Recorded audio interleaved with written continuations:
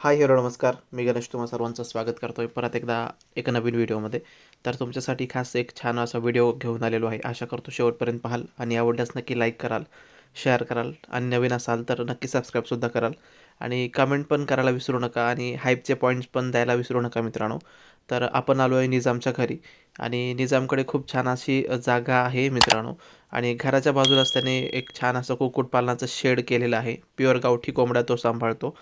आणि त्याच्याच आपण कोंबड्या पुण्यामध्ये आणि मुंबईमध्ये खूप साऱ्या ठिकाणी दिलेल्या आहेत मित्रांनो. आणि तिकडे रिझल्ट पण खूप चांगला आहे. त्या तिकडे जाऊन खूड होतात, अंड्यांवरती बसतात, जस्ट गेल्या अंड्यांवरती बसतात, पिलं छान काढतात. आणि आजचा पण एक असाच एक छान व्हिडिओ आहे. मुंबईचा एक दादा आहे, नाव विसरलो मी त्यांचं. तर त्यांनी आपल्याला कोंबडी मागितली होती आणि पिलं मागितली होती आणि जस्ट निजामने मला सांगितली, की आहेत सर कोंबडी आणि पिलं विकण्यासाठी आणि त्यांनी जस्ट मागितलं तर मग मी लगेच त्यांना दिली आणि तर हे 10 पिल्लं आणि 1 कोंबडी आहे मित्रांनो. खूप सुंदर कोंबडी आहे, खूप कलर पण छान आहे, साईजला पण मस्त कोंबडी आहे आणि एक 10च पिल्लं आहेत त्यामुळे निजामला सांभाळायला प्रॉब्लेम होत होता.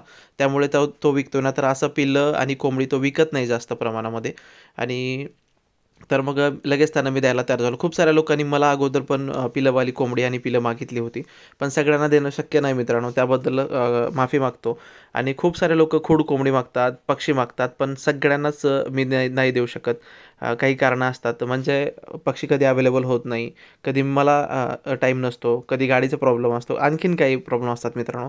त्याबद्दल माफ करा. आणखीन काही दिवसानंतर मी तुम्हाला देण्याचा प्रयत्न करेल. पण मी देत नाही असं म्हणून माझ्याबद्दल चुकीचे विचार नका तुम्ही डोक्यामध्ये ठेवू. अजून काही दिवसानंतर परत तुम्ही ट्राय करा आणि एखाद्या वेळेस तुम्हाला मिळू शकतं मित्रांनो.